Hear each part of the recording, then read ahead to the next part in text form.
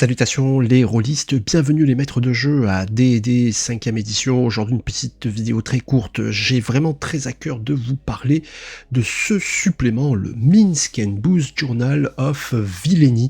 C'est un supplément donc que vous trouvez sur la Dungeon Masters Guild, je suis tombé dessus, alors pas récent, puisqu'il a été écrit en 2021. C'est donc un ouvrage que vous pourrez acheter, télécharger, pour lequel vous pourrez demander éventuellement une impression à la demande. Moi c'est ce que j'ai fait, je l'ai fait imprimer et relier. C'est un ouvrage de très très grande qualité, entièrement dédié aux Royaumes oubliés. Si vous êtes maître de jeu dans les Forgotten Realms, vraiment c'est parfait, ça va être pour vous parce que ça mâche une bonne partie du boulot, je vais vous expliquer ça. Donc l'auteur, c'est James Holland, qui est un gars qui bosse dans l'industrie du jeu vidéo, il a bossé notamment pour Baldur's Gate, et donc c'est quelqu'un qui a pas mal d'expérience au sujet des royaumes oubliés. Les Forgotten Realms, il connaît bien. Donc Minsc et Boo, ce sont ces deux personnages que vous voyez. Alors on voit surtout Minsc qui est un ranger, et Boo c'est son petit copain Hamster, et à eux deux donc ils ont vécu des aventures trépidantes à tel point qu'ils ont tenu un petit journal qui nous est livré ici. Donc là vous avez la table des matières.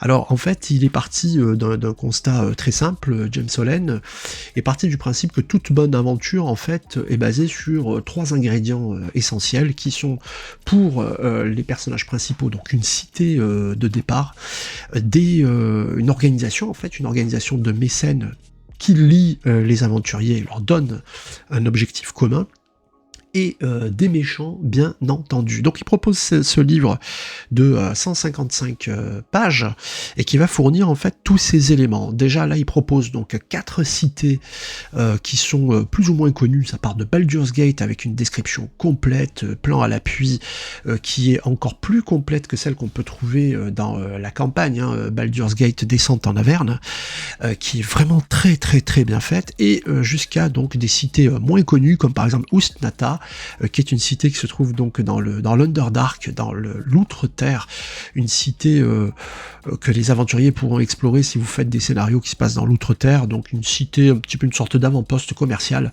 et qui va rassembler toutes les créatures de l'Outre-Terre. Ça va des Déros au Duergar, donc en passant bien entendu par les elfes noirs. Après ces 4 cités qui sont copieusement détaillées avec qu'est-ce qu'on peut y trouver, avec par exemple des resellers également, s'il y a des resellers, à combien rachètent-ils le butin des aventuriers, etc. Et tout un tas d'informations vraiment super bien faites, très pertinentes, très bien écrites. Ensuite on passe donc au chapitre 2 avec les mécènes, donc la règle des mécènes qui a été introduite dans le chaudron de Tasha, le supplément chaudron de Tasha. Donc le mécène en fait c'est une organisation qui va donner des missions et des moyens aux aventuriers. Donc c'est super parce que en fait ça donne vraiment une motivation commune à tous les membres du groupe. Il n'y a pas à se poser la question de savoir pourquoi les aventuriers bossent ensemble.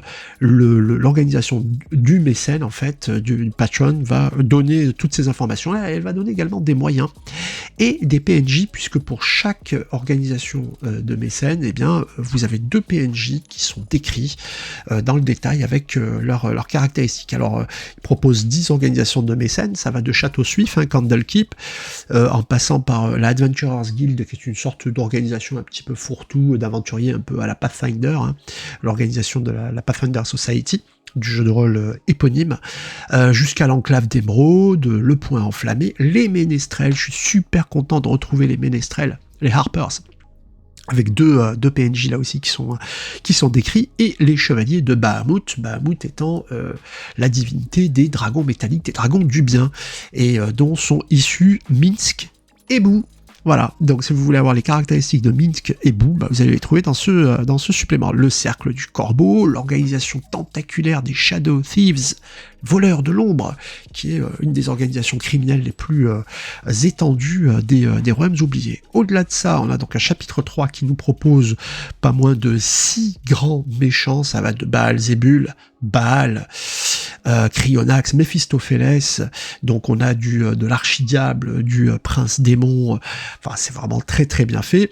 Et ensuite on a au chapitre 4 une flopée de henchmen, donc de serviteurs en fait, qui sont des PNJ qui sont au service de ces grands méchants et qui sont beaucoup plus susceptibles d'être les adversaires des aventuriers dans les scénarios que vous pourrez écrire. Et on termine ensuite avec un chapitre 5 qui nous propose une flopée de monstres de différents facteurs de puissance. Alors j'adore parce qu'on retrouve la Babylith qui est un démon que j'aime beaucoup, le Démodande aussi, vous avez la Madriade qui est une évolution de la Dryade un petit peu plus puissante, le Skeleton Warrior que j'avais vu pour la dernière fois, enfin la première fois pardon, dans le Fiend Folio supplément des années 70-80, enfin bon voilà, c'est très très bien fait, je vous le fais défiler, vous vous doutez bien que pour des raisons de droit, je ne vais pas m'attarder, mais comme vous pouvez le voir, waouh, il y a du très très très beau boulot, des superbes illustrations. Là vous avez donc Château Suif qui est décrit dans le détail. Vous avez tout un tas d'informations. Vous avez vu, hein, les PNJ sont juste magnifiques avec leurs illustrations. L'église de Sunny, vous avez, voilà, là ce sont les patrons, on a vraiment de quoi faire, voilà, il y en a pour tous les goûts, les Harpers, également Minsk et Boo. Et ce que je voulais vous montrer, ce sont, voilà, là ce sont les méchants. Waouh, regardez ça c'est Méphistophélès, trop belle illustration. Et les henchmen, donc les serviteurs que vous pourrez mettre dans les pattes de vos aventures. Inutile de vous dire que vous pouvez utiliser ce supplément pour, bien entendu, un autre setting que les royaumes oubliés. Hein. Voilà, là vous avez les monstres qui sont rajoutés à la fin. Regardez-moi, la Babylith, vraiment excellente, surtout d'araignée démoniaque. Le Démodande qui est là. Voilà, superbe supplément. Le Skeleton Warrior qui est là. Excellent. Donc je vous invite vraiment à aller y jeter un œil, vous verrez, c'est super bien fait, ça va vous faire gagner énormément de temps en vous donnant de la matière. Moi je dis chapeau. Voilà, j'espère que cette petite découverte vous aura été utile. N'hésitez pas à me laisser un petit message. Si vous aussi vous avez des petites pépites à faire découvrir, vous allez trouver ce bouquin, alors je ne sais plus combien il vaut en PDF, je verrai si je peux retrouver le lien, mais il est sur la Dungeon Masters Guild de Wizard of the Coast. Voilà, j'ai tout dit. Les amis, à très bientôt, jouez bien et portez-vous bien les rôlistes.